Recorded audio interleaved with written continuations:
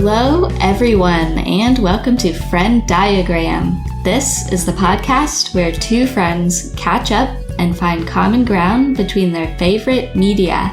I'm Remy. I'm Kat, and today we will be discussing our top 5 fictional moms. Warning, spoilers ahead. Hi, Remy. Hey, Kat. How are you today? I'm doing okay. How are you? I'm good. It's been a long week. Yeah. It's been sunny here, though, which has been helping with my mood, so that's been nice. Oh, that's nice. It's been unseasonably cold here, especially for May. Yeah. Yeah, it's been really weird. It's been cold at night, like in the 40s, and only in the 50s during the day, and there's been a lot of rain. So it hasn't been terribly nice, but... Oh, no. It's going to hit like 90 here tomorrow. No way. Yeah. I'm really excited about it. Wow. You said, your life's falling apart earlier? You know, as much as it usually does. Okay. Just in a normal way. Work, like juggling too many things. It like overwhelms my brain, and then I just shut my brain down and I'm like, this is also not productive. So, but yeah, I've been doing some outdoor roller skating. So that's been a challenge and fun. Where have you been doing that? I've been going to a little basketball court by my house and practicing there because it's nice and flat and well maintained. I was trying to skate at a tennis court earlier in the week, and it was so gusty outside that I was just like getting blown around the court. So weird. That was spooky. Yeah, we were having like 45-mile-an-hour gusts, and I was like getting just absolutely knocked around. But are you feeling confident on the skates? Could be better, could be worse. So, yeah, my friend that's been going skating with me, though, did fall at the rink the last time we went, and she did fracture her elbow. So there's one down. Oh, no. Yeah. Scott said to apologize to her for breaking her arm, and I'm like, I didn't break it. I took her somewhere so that she could break it. Yeah, it's not your fault. But yeah, it was fun. We went with her boyfriend, and that was really fun. And we all did some skating, and I don't know, didn't break our bodies. So yeah, that's been like my main stress reliever this week. That's been like what I've been going to do. Yeah, that sounds really nice. I've been wishing I had like an outdoor space to bike around or something. Like I used to when I lived where you live. Yeah. Sometimes you just want to go outside and like go really fast. Or at least I do. Yeah. We had the new trailer for Dune 2 drop this week. That was this week, wasn't it? Yeah. Oh my god, that feels like an eternity ago. Yeah. I texted you that. I texted you like twice, and it didn't go through. It went through both times for me. Oh, did it? It was funny. My phone tells me it didn't go through. New worm. Who dis? I love that text. It made me laugh out loud at work. Oh, really? Yeah. I went, and then everyone in the office looked at me, and I was like, sorry. Sorry, my friend Remy's like really funny. You wish you had a funny friend like this. Text you trailers. Oh, that's so funny, because I'm always like, why did I text that? That was so stupid. No, that's exactly my brand of humor. I love that. Oh, good. What did you think of it? I thought it was great. I'm really excited for the second one. No, we're both excited for Florence Pugh. Yes, very good. Did not realize that she'd been cast until I saw that on Instagram, so seems good. I watched some interviews with Denis on YouTube this week, and they were really interesting. Yeah.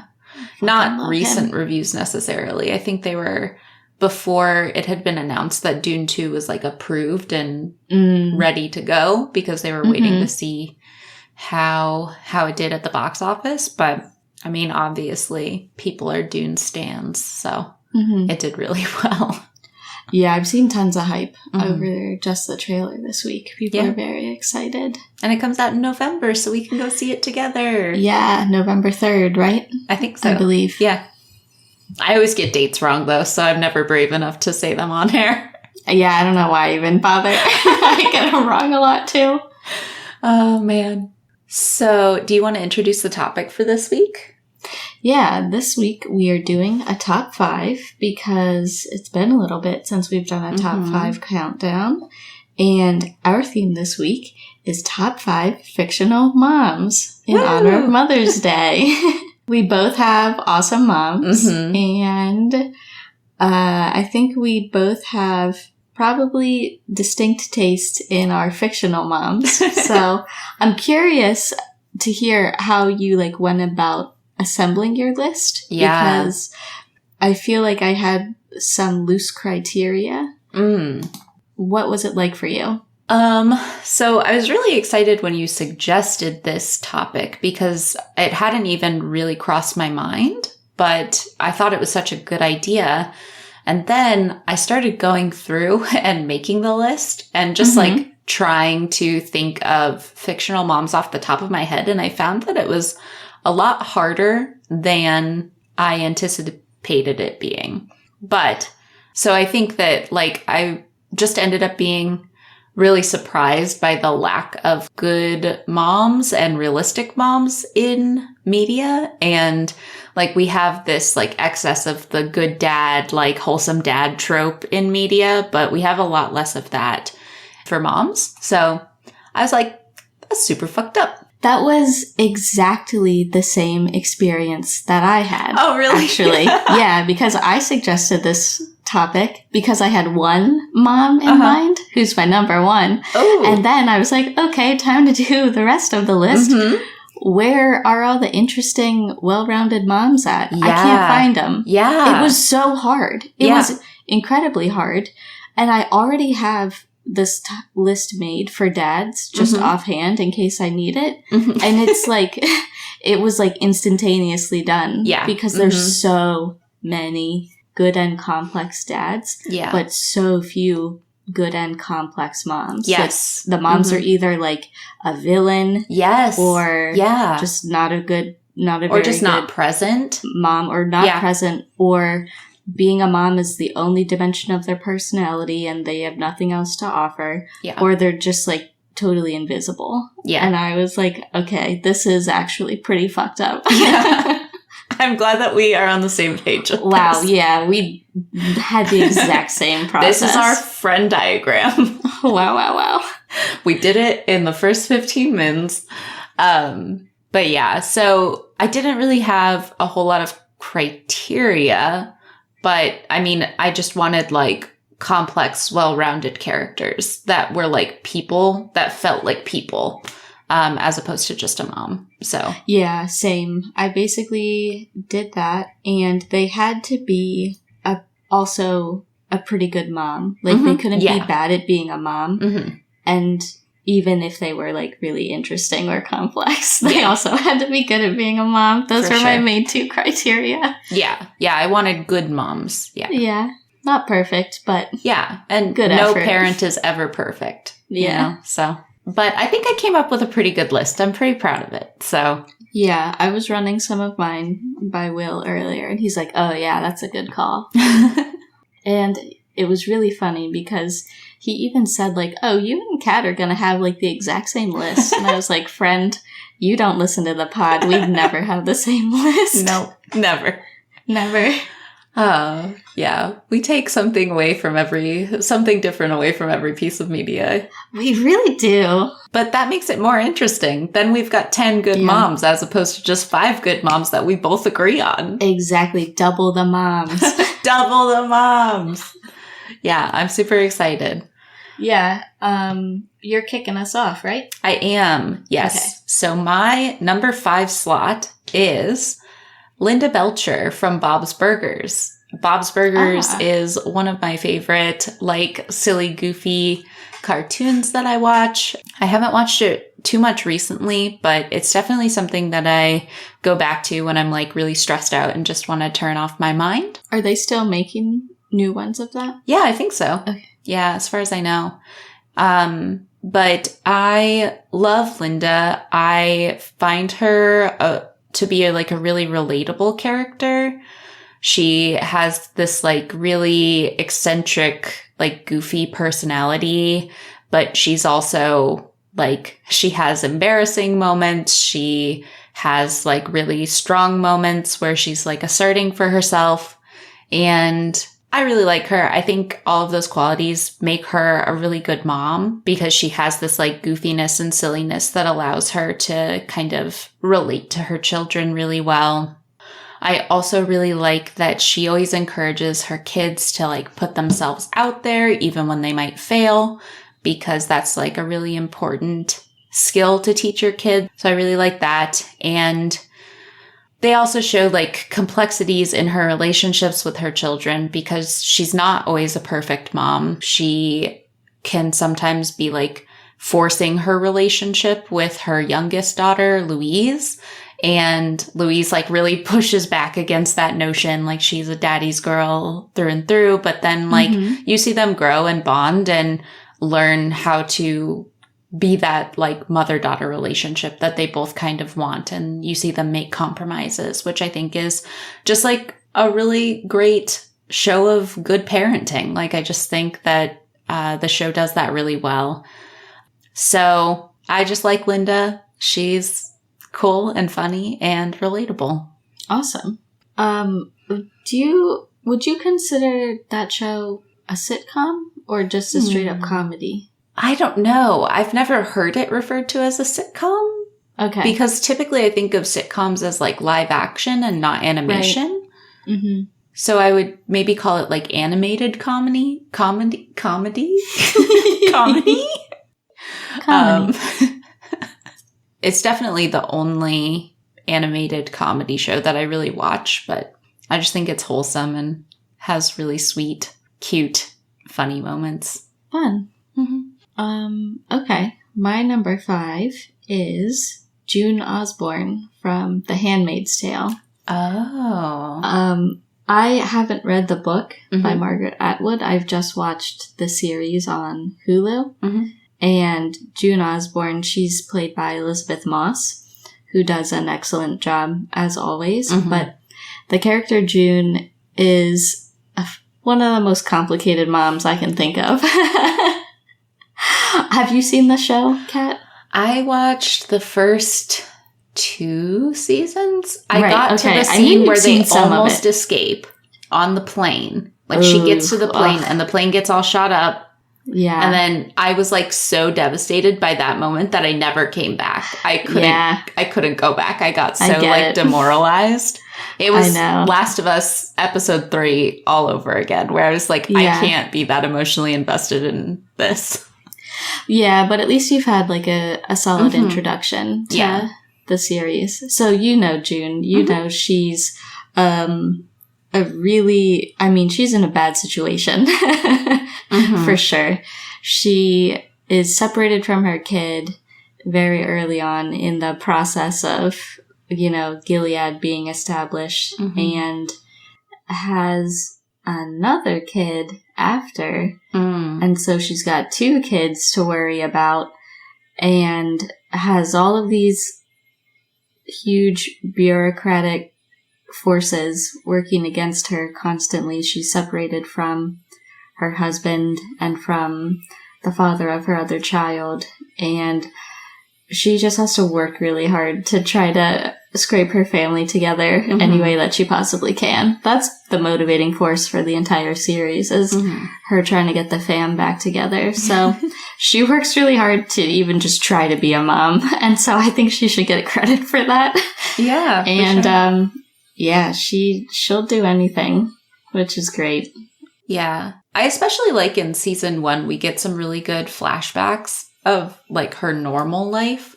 And I thought she was a really great mom in those scenes. Yeah. I'm glad we get to see her just doing normal mom stuff and before things get so extreme. Yeah. So yeah, that's a great point. I don't want to give too much away. So I think I'll probably just leave it at that. But June really gives it her all. Yeah. My number 4 is Patricia Campbell from Southern Book Club's Guide to Slaying Vampires. I considered her. Oh, yeah? Mm-hmm. Nice. I think that this book is chock full of good moms. So, like, Kitty is another fave of mine. It's all of these women who are like part of the same book club. But the one that we see the most in this book is Patricia, and we get to really understand her dynamic with her children really well in the book. And to talk about a lot of the struggles that Patricia's going through, I do have to kind of give the main premise of the book, which is that Patricia becomes convinced that one of their new neighbors in this like small, tight-knit neighborhood is a vampire. And she watches all of the husbands in town like become super close with him, and they form like this boys club, and her children all want to spend time like hanging out with this cool young guy who's friends with their dad. And like Patricia has to figure out how to like keep her family safe while also not looking like she's completely lost her mind, because if she just goes up to people and says like, this guy's a vampire, they're going to think she's crazy. So it's a tough gig. Yeah. And it was also written, I think it was set in like the late 80s, early 90s. And so like this is another like level of that. But one thing that I will say about this book is that I love how Grady Hendrix writes female characters. Like all of his books have a woman protagonist, and I think he just does it really well. And I find the characters like really relatable. I find their like female rage very relatable. And I really like that Patricia is this very angry woman who's being gaslit and feels like hopeless at points. Like he writes so many dimensions to her emotionality. And I just think that in media, we don't get to see enough angry women. Like we're seeing more of that these days, but that's a pretty new phenomenon. And I just love that we get to see that in a Southern book club. But in terms of Patricia's ability to be a mom, she puts herself at risk multiple times throughout the book, not only in terms of her physical safety, but also the safety of her reputation and the reputation of her family, which is very important in this community, to protect her family and especially her children. And there was one quote that when I was looking back at everything today, there was one quote that kind of also indicated like motherly guilt, which I think is something that we don't see represented a lot in media as well. Like this sense of like, what if I'm not doing a good enough job? Like I'm a bad mom because I can't protect my children from everything. Mm-hmm. And this quote says, her one job as a parent was to protect her children from monsters. The ones under the bed, the ones in the closet, the ones hiding in the dark. Instead, she'd invited the monster into her home. And I just think that quote like really sums up her emotions on the matter very well, and like her guilt at putting her family in this situation, especially her children. But yeah, this is an incredible work of fiction, so I highly recommend you go check out this novel because it's very, very good.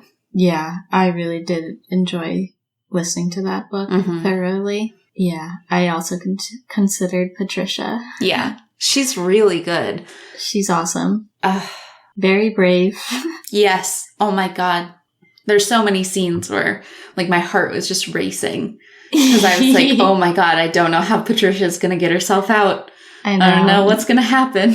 She put up with so much like normal, not even supernatural shit. Yeah. She deserves her fucking recognition. Husband sucks so bad. Yeah. She is basically a single mom. My God. Oh, Patricia. Okay. Oh, man. Anyway. My number 4 is also from a book. It is Agnes from the book Hamnet. Are you familiar with this book? No. It sounds familiar. I think you've talked to me about it before. Probably. Mm-hmm. It's a 2020 book written by Maggie O'Farrell. Mm-hmm. It's won several awards because Maggie O'Farrell is just an incredible writer. And it's an interesting book because it is like a historical fiction, like imagined account of the home life of William Shakespeare's family during the time of the plague, because it's, I think, known that one of his children died of the Black Plague. Oh. And his name was Hamnet. And 4 years later, Shakespeare wrote the play Hamlet. I think these are facts that we're meant to know. And no, you just have all the secret details. You're like, I'm not sure if this is on the DL. No, the ghost of William Shakespeare told me. Normal people that know more about literature than me know these things. And so, this book is like a historical novelization of how the family processed that. And a lot of it is centered on Agnes, Hamnet's mother, and her relationship to motherhood and her family and her grief after Hamnet dies. And it's an excellent book overall, like highly recommend it as a read. But I particularly liked Agnes as a character because she has a very strong personality. She grew up in a kind of secluded situation out in the woods, didn't have like a ton of socialization, and so is very in tune with nature and feels very comfortable in nature and in the woods, and it feels less comfortable when she moves to the city to get married and have a family and all of that. But she never severs that tie with her connection to nature. She keeps a garden. She keeps a witch garden and has bees and visits the woods regularly and just does her life, though. Weird shit. She has a kestrel. I want her life. Dude, she rules. Except for the plague. I would like her life now in modern America. But even though she like moves to the city to live with her husband and his like parents in their house and raise their 3 children together, she still does all her like cool nature shit on the side and still keeps that like less civilized part of her alive, which is really nice. I like that she preserves that. And I like the way that she finds other ways to express that part of her nature. So, for example, there are disagreements in the book about, I think it's a disagreement with her mother-in-law about how she should be handling childbirth, in that they want her to like have it happen in like the home or like in under the care of a midwife or whatever like the convention was at the time. And she's like, no, I'd rather just go into the woods and have this child on my own. And so she just kind of like sneaks away and does her thing. And I just thought it was really cool that she doesn't listen to what other people tell her, like how to be a mother or how to be a woman or how to be a wife or any of those things. She does her own thing. Yes. And Woo! Woo! And so, I definitely recommend it. There's the final sequence of the book, which is like I don't want to give it away, but the final sequence of the book is Agnes on a mission to do something, and the culmination of her completing that mission and the emotional climax of that intersection is staggering. It's a fantastic conclusion. And it's a pretty quick read, and give it a shot if you're interested. It's extremely well written, and Agnes is really cool. Awesome. Very nice. Yeah. My number 3 is Molly Weasley from the Harry Potter series. I suspected she would make an appearance. So usually I don't put Harry Potter on the list, just because it's so mainstream. But Molly Weasley is the quintessential mom, in my opinion, and I couldn't not put her on this list. So I grew up watching the Harry Potter movies basically on a loop, and I just really love Molly Weasley. I think that she is such a warm and comforting individual. You just kind of want her to give you a hug on a bad day. But she can also be this like super fierce and fiery person as well, which we see more towards the later installments in the series. And I really like that we get those reveals as the children are growing up too, because I think that there is a level of censoring that mothers do when their children are still young. But then as children grow, you start to see more of that side. And it felt like I was growing with the kids as I was starting to see more and more of that side, which was kind of cool. And I mean, I just love that Molly and her family are just so welcoming to Harry. They don't have very much to spare, but they take him under their wing and give him a loving family to have when he really just has his aunt and uncle who see him as like this burden. And I think that their small acts of kindness are such huge acts of kindness for Harry, and they like change the course of his life completely. So I just love that. And I also love that this is an instance where the man of the family, so Arthur Weasley is the father of the household, but we don't see very much of him and we don't get very much character development for him. And Molly is definitely more of a focus in the books and the films. So I just really like that they took that opportunity to really highlight this like really strong woman and make her such an interesting part of the story. And I just think that like they did an awesome job with that. Yeah, that's great. I feel like in terms of some of the more like quote unquote minor characters in the HB universe, I hear her get brought up a fair amount for sure. Yeah. Especially like towards the end of the series. Oh, for sure. Yeah. I watched the second Harry Potter movie a lot as a kid. I had one of those little TVs that had the little VHS player in the bottom. The built-in one? Yeah. And I had that movie on VHS and I would just play it like every night before bed. And so I got very well acquainted with early Molly Weasley in that film. But which one is the second one? The Chamber of Secrets. It's where they break Harry out of his bedroom and take him to the Burrow for the first time. And so like... What's the Burrow? The Burrow's the Weasley house. That's what they call it. So like the big like multi-level structure. Yeah. Yeah.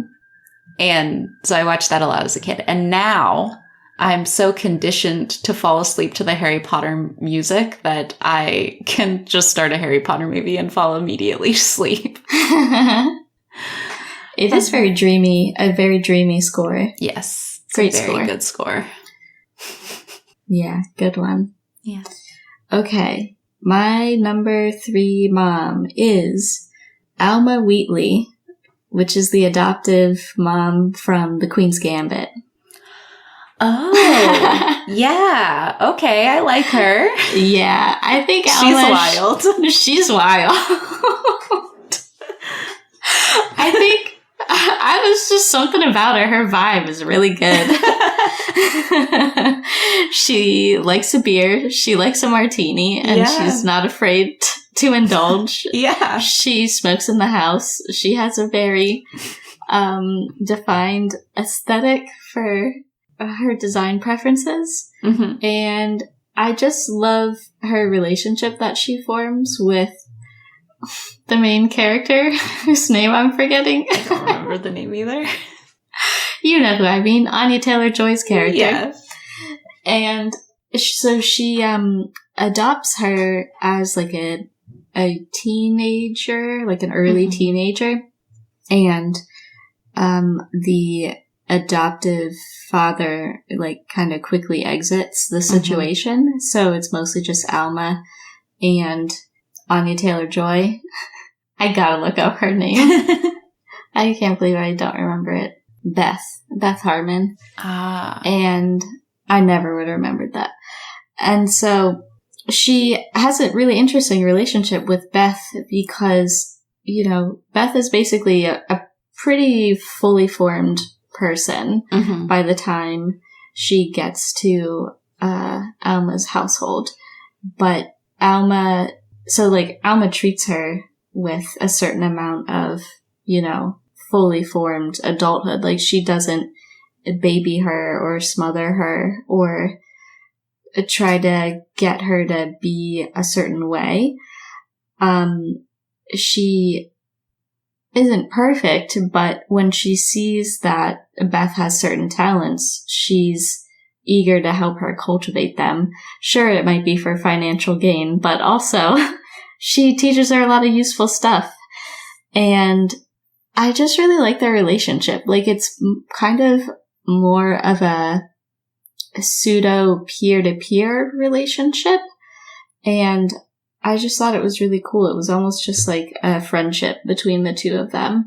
And Alma, you know, was someone who could, like, give Beth advice because she was more experienced in life and was more experienced with, like, vice and men and, like, all of that stuff. And I just thought she was really cool. She was not like most other moms that I've seen in shows, in that she wasn't, like, completely concerned. Like, being a mom wasn't her entire personality. Like, she had her other stuff going on, and she had certainly, like, troubles to deal with, but she got through it, and I don't want to give too much away, but yeah, she ruled. And I would have watched her and Beth, like, hanging out for a lot more episodes, I guess. Yeah, I like that relationship. I also like that it's non-traditional in the sense that when the father figure, like, exits the picture, they have to kind of be secretive about him exiting the picture. And, like, because it's looked down upon for a woman to be raising a child on their own. And she didn't have any source of income. So they had to kind of figure out how to be independent from him. And I think that them learning to do that together was really interesting to watch and very different. Yeah, I completely agree. It was cool watching them, figure it out together and work as a team more than, like, a typical, like, mother-daughter relationship. Yeah, I like that. Good pick. Thanks. We're on number 2. Number 2. Yeah. My number 2 pick is Joyce Byers from Stranger Things. I love Joyce. She is one of the most enjoyable characters to watch on screen that I've seen in a very long time. Like, I just, every moment that has Joyce in it, I'm, like, transfixed on her, because Winona Ryder just has this wonderful, expressive acting style for her that I find it addictive. I just love that. She's so weird. She's so funny and wild, and, like, she's just the epitome of this, like, strong single mom character. Like, she loves her children deeply. She's not afraid to seem absolutely batshit crazy when she like loses her son and is like, everyone needs to listen to me because my son's alive and I'm talking to the Christmas lights. And I love that because she's right. And she takes the chance and she's not letting the fact that like her lights are flickering scare her away from finding her son. And I love that, even though it seems really crazy. I love her. I love that we see anger in her. Like, she gets angry at Hopper. She, like, yells at him. Mm-hmm. I think that we need to see more women get angry because it's a normal human emotion and we need to know how to regulate that emotion. But also, it is shitty that, like, we don't think of anger or rage as, like, a feminine emotion. It's like something that's only okay for men to show. So I like that. I just think that she's great. I don't have that much to say. She's just so funny. And every scene that she's in just makes me laugh. And like, I just love her. Yeah, I feel like she's the most salient, like, ride or die mom that we have right now in media, for sure. Like, she's gotta be. Yeah, for sure. Yeah, she's great. She's always going to bat for her kids, no matter what. She'll do anything, which is great. And yeah, you're right. She definitely is not concerned with looking crazy. Yeah. I mean, she goes to Russia and she like fights people and goes shit. to Russia. Yeah, she does a lot of stuff. Oh, she's so good. Yeah, definitely one of my favorite characters. I was waffling on whether or not she would be 1 or 2, but I made a last minute substitution. So I love changing my mind at the last minute. It's great. Yeah, classic. I'm glad Joyce is on the list. I'm glad she appeared. She deserves credit. For sure. Let's see. My number 2 is the bride, aka Beatrix Kiddo from Kill Bill Volume 1 and 2. Oh, yeah. Yeah. Also another mom that'll just fucking... She's mostly dealing out vengeance for most of these. Because if you don't remember from the Kill Bill films, they're both Quentin Tarantino films. The bride, her character, she is meant to be assassinated at the beginning of the timeline. But she's also pregnant, like heavily pregnant with a kid. And so when she wakes up from this assassination attempt years later, she's no longer pregnant. And so she goes on like a revenge rampage. And eventually, spoilers, we find out that her kid is living. And so then it's like extra. I'm gonna kidnap my kid. Yeah. Then we're really double serious. Yeah. And I just like that. I mean, my interpretation is that her entire motivation for these films is not just revenge on her own part, but mostly for, avenging her child is her key motivation. And I think that love for her child animating all of the things that she's doing in terms of tracking down the other assassins all around the world. It's, that's some big mom energy, Oh my God. I completely forgot about Kill Bill. That is such a strong choice. I love that. Thank you. It's so good. I know it's not like the most maternal, like conventionally maternal choice, but it's the same motivation that we're talking about. Yeah. Like the motivation to protect your kids. Yeah. And, so good. Yeah. Oh, I really want to watch those movies now. I know, right? I've only seen them once, and then every time I'm like, oh, we should watch Kill Bill again, and then I get distracted, and then we don't watch Kill Bill again. But yeah, I'm in the middle of watching The Hateful Eight right now, because they put it back on Netflix. It's back, everyone, but it's the extended edition. Oh, I like the extended edition. It's so fucking long. It's in like 4 chunks. Yeah. On Netflix. I've never seen the non-extended edition. We just watched the extended edition. So I don't know what's the extension, but... Me neither. I really like that film. So my number 1 is Lady Jessica from Dune. Yeah. So she's my favorite character in Dune. She's super fucking cool. Yeah. She's a badass. She initially seems like a side character, but then, because she's just a concubine for Duke Atreides, but she becomes, this extremely pivotal character after, the first act of the book. And and the film, I guess. But yeah, Lady Jessica's really cool. She is a Bene Gesserit. And that is basically a really powerful order. They create these very powerful female children that are trained to control every action of their body, and they can use the voice to influence people's behavior. So it's like a really powerful role. And because Jessica is a Bene Gesserit, she is ordered to only have female children, which they're able to control as part of their powers. Yeah. And so she has a boy as a big F you, like I do what I want kind of thing. But also because, I like that. But also because she really loves Duke Atreides and like wants to give him a son. Okay. That's part of that as well. So on the same thread of thinking about her having this boy, there's a scene right after Paul goes through the Gom Jabbar, or right before maybe, where he's talking to the elder Bene Gesserit woman, the truthsayer.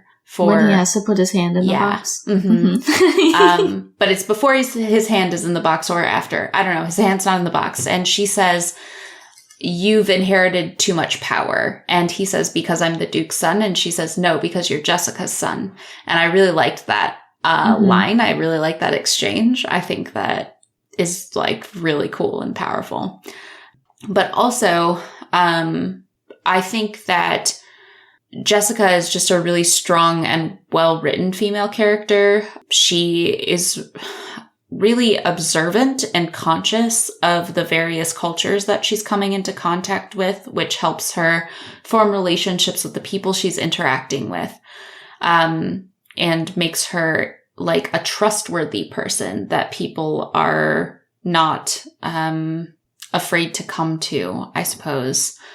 For example, that's how she gets the crysknife, because she's like interacting with that woman and the woman trusts her, so gives her the crysknife, which is a really good moment. And she just knows how to get people on her side, which is really pivotal for allowing her to protect her son as they have to fend for themselves in the desert of Arrakis. And I think that she's just a really stellar mom. Like, she does everything she can to protect her son and advise him, because he does have a lot of power, and she knows how to like play certain things to her advantage in all of these different in this like new culture that she's coming into contact with. And she knows how to like form a connection with the Fremen, because that's like the only way that they're going to survive on this planet. So yeah, I just think that she's really cool and underappreciated, or maybe not underappreciated. Also, all of her costumes are freaking fantastic. I love her costumes. She looks cool as hell. But yeah, definitely a very strong mom.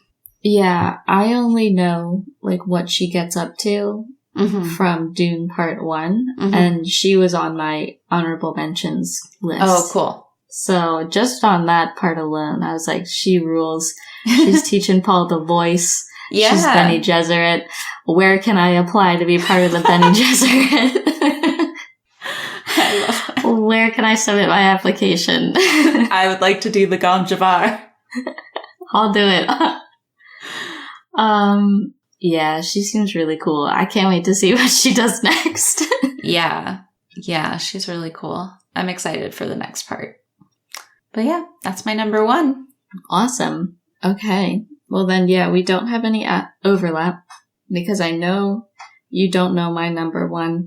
It's the one and only Suze Howard, aka Cassie and Lexi's mom from Euphoria. Oh, okay. This character is the best character in the show that is chock full of amazing characters.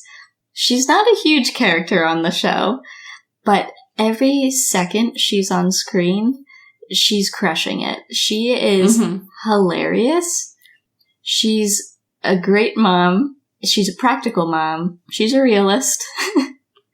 And she is supportive and loves her kids. And she's a single mom. She's fucking getting it done. She has 2 daughters, like I said, Cassie and Lexi.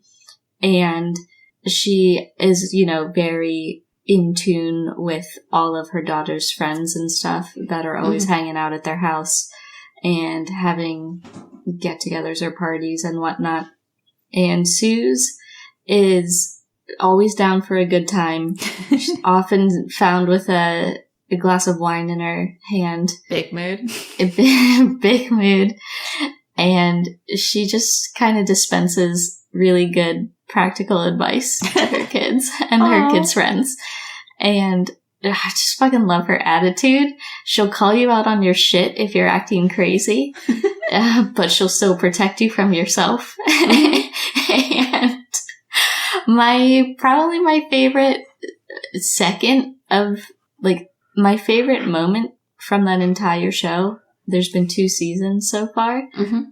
Every fucking second of screen time where she is watching Lexi's play and the look of elation and joy and support on her face watching her daughters play, and how she's clapping and screaming and laughing and enjoying every fucking second of the play. I live for that. I live for her reactions. It is so good. Aww. Especially because in the play, there is an actor portraying her. So there's it's like a play about her daughter's life. And there's like a facsimiles of all of the people in her life. And the person playing her mom is so amazing. And the mom character's reaction to that person coming on stage is the best thing I've ever seen. It's so good. She is awesome. And I love it when she actually gets down to responsible mom business on top of being hilarious. So for example, there's a famous scene when Rue comes over to their house and she has relapsed. And it's super obvious, and she's actually run away from her own home, and Suze knows that she needs to stall her and call Rue's mom and get her over there so they can have an emergency intervention, and all hell breaks loose, and it's incredible, but Suze holds it down, and it's amazing. Aww. Yeah, she's amazing. I watched a compilation of all her scenes to get ready for this, and I was like, these hit just as hard in isolation. I love her. Yeah. What a character. Suze Howard, crushing it. Crushing it. Oh, that makes me want to watch Euphoria, but it's gonna wreck me. You can do it. I believe in you. I believe in you. You watched Beau is Afraid. I think I'll do it. You can watch Euphoria. Yeah. I think I'll do it when I am living on the East Coast. That way you can deal with me when I'm a sad mess. Yeah. It might not make you that sad. I think if anything, you're going to be very mad at people. You're going to really hate some people. Yeah. That's a great pick. Yeah. That sounds like a great character. We all need a Suze. Yes. Please give me one. Look at all these great moms. Yeah. 10 great moms. It's like a BuzzFeed article. 10 great moms to celebrate Mother's Day. Oh my god, yes. You should make that the description of the pod. Definitely. Did you have any other honorable mentions you wanted to talk about? I did. Thank you for reminding me. Yeah, I couldn't for the life of me remember Lady Jessica's name, so I just have Dune Mom. Dune Mom. I have Dr. Ruth Galloway from the Ruth Galloway books. I haven't seen her be a mom yet, because I'm still slacking on that series. Holy shit, that's crazy. I know. Okay, I imagined you were way further through. I am not. Well, no worries. Great mom. I have Mrs. Winslow from Family Matters, which is a sitcom that I watched when I was a kid. She's the only sitcom mom that made an impression on me. And I still remember scenes where she's having conversations with her daughter, Laura, and they're really wholesome and stuff. So I was maybe we need one sitcom mom. So she's that one. I have Erin Brockovich from the movie Erin Brockovich, as portrayed by Julia Roberts. God, it's been so long since I've seen that movie, I don't even remember what her technical job title is, but I think she's like a paralegal or something like that. Do you know? I've never seen that movie. I've never even heard of that movie. Oh, it's good. You should see it. Basically, Julia Roberts plays Erin Brockovich, who is like a real person, and it's like about real events where she's some sort of pseudo-legal person, and she finds out that this company, I think, dumped chemicals that contaminated the water table in this one town, and now everyone in the town is suffering terrible health effects from it. But the company won't take responsibility for it. So Erin Brockovich is like, oh, I'm going to get the proof, and there's going to be a class action lawsuit because you guys are fucks. And it's a movie about her trying to get that class action lawsuit to work. But she also has like kids and stuff. So she has to be a mom to small children and do all this really hard work and investigatorial footwork and cool stuff. And she has a cool boyfriend who rides a motorcycle. And it's great. It's a great movie. That's awesome. She's a good mom. And then I also have the mom from Petite Maman, the film, where this young girl, it's hard to explain, but basically her mom disappears, and while her mom is away, she meets this other girl in the woods that is her same age, but it turns out it's the young version of her mom. Oh. And so she like hangs out with her mom, but as her own age, and they just have like a very nice, tender relationship, and she gains some sort of insight into like your parents are human also, and they have like a very, loving conversation. It's great. Yeah. Those are my HMs. I only have 2 HMs. One, I really liked the character Libby from Book Lovers, the sister of the main character who's pregnant. And I just love her. And I think that she's just very realistic as a mom character, especially like a young mom, because she's just like exhausted all the time and just wants to do something. Yeah, because she has like several kids already, right? Yeah, 2. So that was one of my honorable mentions. And then I really like the character Madeline from Big Little Lies, the book, because Madeline's shady in the HBO series, and I'm angry at her, and I don't understand why we had to make her a cheater. I like it. I don't like it. No, it's bad. It's a bad time. That guy deserves better. Sorry, What's that Ed. guy's name? Ed.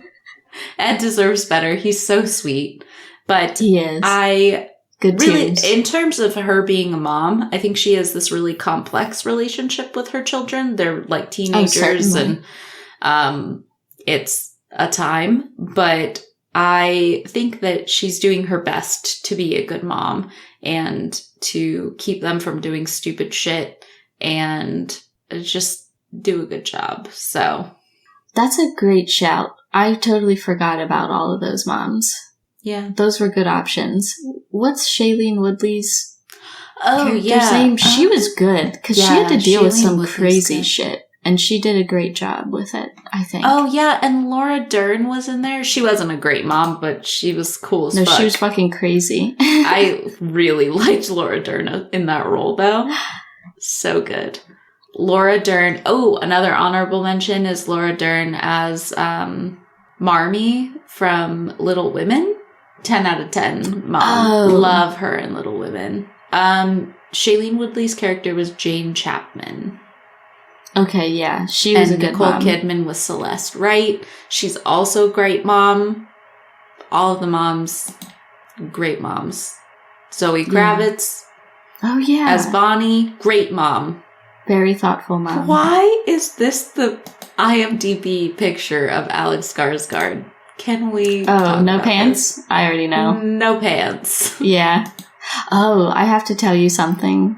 I was having dinner with someone the other night, who has worked with him, like, on set. And they were like, he's actually, like, a really super nice and sweet person. And I was like, I feel bad for talking shit on him all the time. Oh, no. Which is, like, I never doubted he's an actual nice person. But I just feel bad. Yeah. I feel like we have to repent for our slander.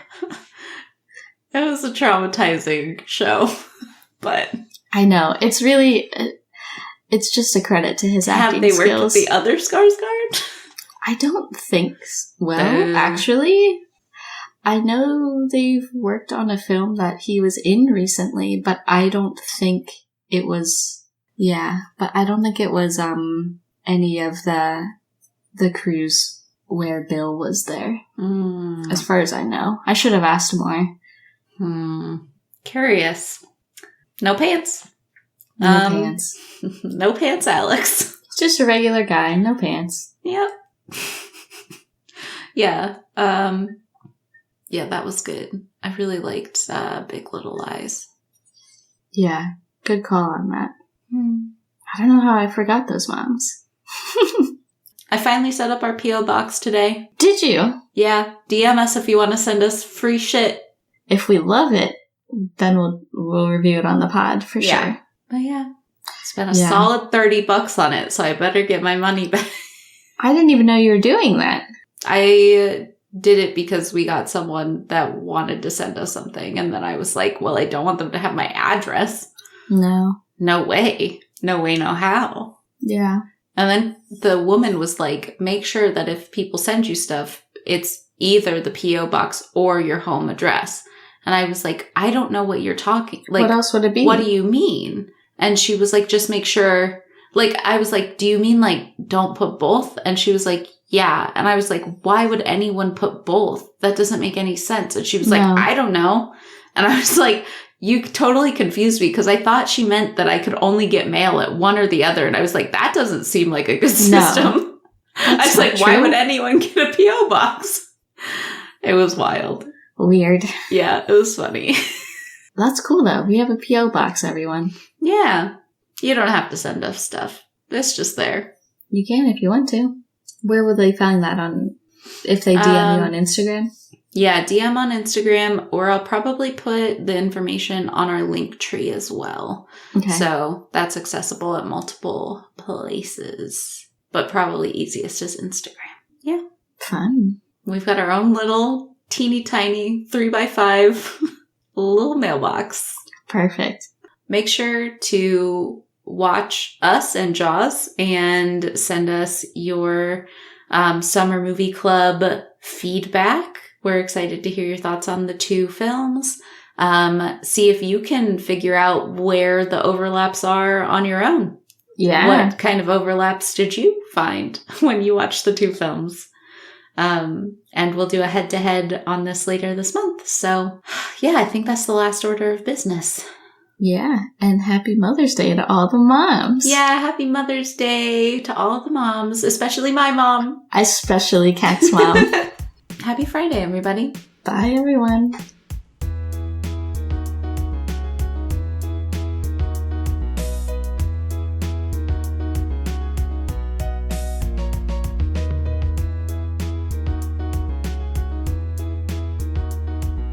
Thanks for joining us this week on Friend Diagram. Thank you to Tyler Seek for the creation of our intro and outro music. Did you take any of our recommendations? Have any thoughts on the show? Let us know at frienddiagrampod@gmail.com, and we might read your email on a future episode. If you can, please take a moment to rate and review the show on your podcast app of choice, and we'll see you back here, same place next week. Bye for now.